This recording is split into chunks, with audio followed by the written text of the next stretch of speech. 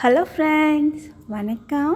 வெளியிலேருந்து இன்றைக்கி நம்ம பார்க்க போகிறது ஒரு சிம்பிளான ரெசிபி தாங்க. பேச்சுலர்ஸ் கொண்டு சிம்பிளாக ஈஸியாக செஞ்சிடலாம். ஒரு மிளகாப்பொடி மல்லிப்பொடி இருந்தாலே போதும், ஈஸியாக செஞ்சிடலாம். ஆமாம், நம்ம இன்றைக்கி ட்ரை ப்ரானை வச்சு ஒரு குழம்பு செய்ய போகிறோம்.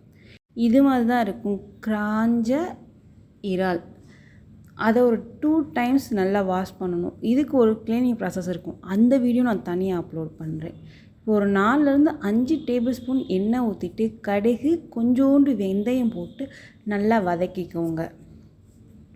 நல்லா லைட்டாக கலர் சேஞ்ச் வரும்போது ஒரு மீடியம் சைஸ் பெரிய ஆனியனை இதுக்கு யூஸ் பண்ணிக்கலாம். சின்ன வெங்காயம் தான் போடணுன்னு அவசியம் இல்லை. பெரிய வெங்காயம் இது மாதிரி க்யூப்ஸாக குட்டி குட்டியாக கட் பண்ணிக்கோங்க. இது வதங்கிறதுக்காண்டி கொஞ்சோண்டு உப்பு சேர்த்துக்கோங்க. உப்பு கொஞ்சம் சேர்த்திங்கன்னா சட்டுன்னு வதங்கும், அதனால தான். இது மாதிரி கைவிடாமல் உப்பு சேர்த்துட்டு ஒரு 2லேருந்து 3 செகண்ட் நல்லா வதக்குனிங்கன்னா டக்குன்னு உங்களுக்கு வதங்கி வந்துடும்.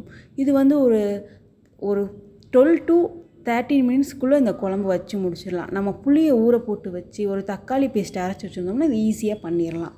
அடுத்து நம்ம நல்லா வறுத்து 4 தடவை கழுவுன ஒரு 10 நிமிஷம் கிட்ட நல்லா ஊற வச்சுருந்தோம் இந்த இறாலை.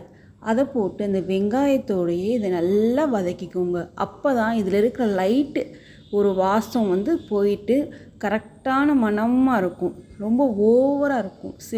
சில கருவாடு தான், இந்த கருவாடு அப்படி தான் கிடையாது, நல்லா சூப்பராகவே இருக்கும். இந்த தக்காளியில் ஒரு மீடியம் சைஸ் தக்காளியும் 4 காஞ்ச மிளகா கொஞ்சோண்டு சோம்பு போட்டு அரைச்சி வச்சுருக்கேன். உங்களுக்கு பொடி யூஸ் பண்ணணும்னு நினச்சிங்கன்னா மல்லிப்பொடி சேர்க்கும் போதே நீங்கள் காஞ்ச மிளகா பொடியும் சேர்த்துக்கலாம். இந்த தக்காளி, இந்த மிளகாய், இந்த சோம்பு இதுக்கு சேர்த்து செய்யும்போது இது ஒரு தனி ஃப்ளேவராக இருக்கும். இந்த வெங்காயத்தோடையே ஒரு மீடியம் ஃப்ளேம் வச்சு நல்லா வதக்கிக்கோங்க. இந்த வெங்காயம், இறால், தக்காளி 3மே ஒரே மாதிரி இருக்கணும். இந்த மாதிரி நல்லா நடுவில் கொதித்து வந்த உடனே 1.5 டேபிள் ஸ்பூன் கிட்ட எதுவும் சேர்க்காத தனியாக மல்லித்தூள் அரைச்சி வச்சுருப்போம் பார்த்தீங்களா, அதை சேர்த்துக்கலாம். இப்போ பேச்சுலர்ஸ் கிட்ட இது மட்டும் தான் இருக்கும். குழம்பு மிளகாத்தூளும் சேர்த்துக்கலாம். அது காரம் பார்த்து சேர்த்துக்கோங்க. இந்த ஸ்டேஜில் அந்த மல்லித்தூள் வாட போகிற அளவுக்கு நல்லா வதக்கிக்கோங்க. இந்த புளி ஒரு எலுமிச்சம்பழம் சைஸ் அளவு புளி எடுத்து ஒரு 400 மில்லி கிட்ட தண்ணி ஊற்றி நல்லா ஊற வச்சு கரைச்சி வச்சுருக்கேன். அதை ஊற்றி நல்லா கொதிக்க விடுங்க.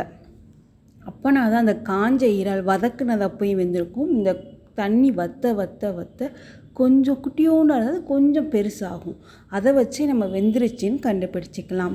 இதோட ராஸ்மல் போக இந்த ஸ்டேஜில் நீங்கள் மஞ்சத்தூள் சேர்த்திங்கன்னா உங்களுக்கு ரொம்ப நல்லாயிருக்கும்.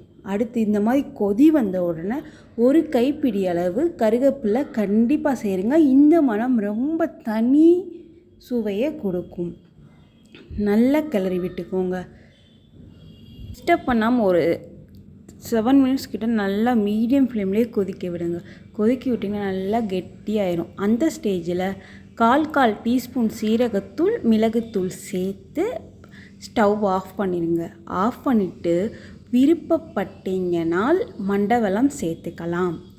இந்த நல்லா வத்தின பிறகு தான் மண்டவெல்லம் சேர்க்கணும். இங்கே பார்த்தீங்களா, ப்ரான் கொஞ்சம் பெருசாக இருக்குது பார்த்தீங்களா, இறால். இந்த மண்டவெல்லம் சேர்த்திங்கன்னா தனி சுவையாக இருக்கும். இது முற்றிலும் ஆப்ஷனல் தான், வேணும்னா நீங்கள் சேர்த்துக்கலாம்.